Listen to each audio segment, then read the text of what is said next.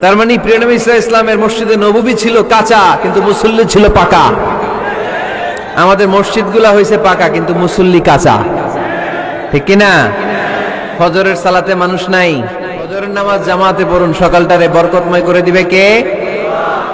আল্লাহর হাবিব সাল্লাল্লাহু আলাইহি ইসলামের মসজিদ ছিল সবার জন্য উন্মুক্ত, এখানে সবাই আসতে পারত। এজন্য মসজিদ হবে সবার। আমরা মসজিদের আবাদকারী হতে চাই।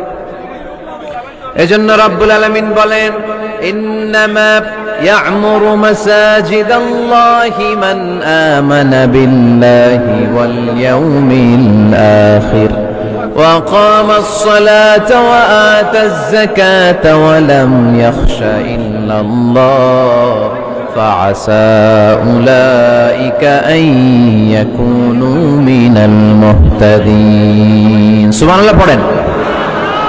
রব্বুল আলামিন বললেন, মসজিদের আবাদকারী হবে তারা যারা আল্লাহর প্রতি ঈমান আনে, আখিরাতের প্রতি ঈমান আনে, যারা সালাত কায়েম করে, যারা যাকাত আদায় করে, যারা দুনিয়ার কাউকে ভয় পায় না, ভয় পায় একজনকে। চিল্লায় বলেন তিনি কে?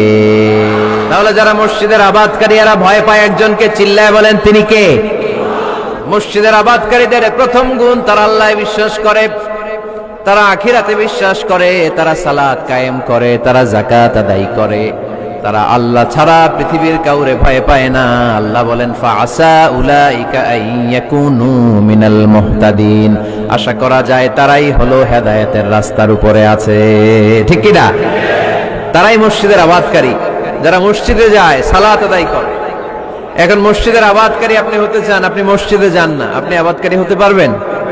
মসজিদের অনেক সভাপতি আছে, মসজিদে যায় না, আছে না নাই?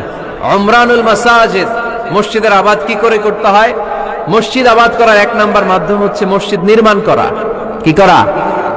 নির্মাণ করা। খেয়াল করবেন, আল্লাহর হাবিব সাল্লাল্লাহু আলাইহি ওয়াসাল্লাম বলেছেন, মান বানা মসজিদান মিন মালিহি ফিদ দুনিয়া বানাল্লাহু লাহু বাইতান ফিল জান্নাহ।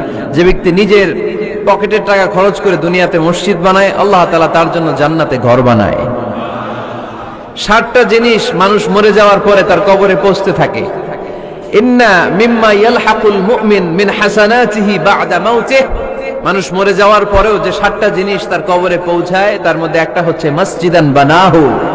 সে যে মসজিদ বানিয়ে গিয়েছে, ওই মসজিদের সওয়াব। সুবহানাল্লাহ পড়েন। আপনি টাকা দিয়ে মসজিদ বানিয়ে দিলেন, ওই মসজিদে মুসল্লিরা নামাজ পড়ে, রোজাদাররা এসে ওখানে ইফতার খায়, তাহাজ্জুদ আদায়কারীরা তাহাজ্জুদ পড়ে, তাদের সওয়াবের কমতি হবে না, কিন্তু তাদের সওয়াবের একটা পার্সেন্টেজ সওয়াব যে ব্যক্তি মসজিদ বানালো তার আমলনামায় আল্লাহ ঢুকিয়ে দেয়। এজন্য বেশি বেশি মসজিদ বানাতে রাজি আছেন তো?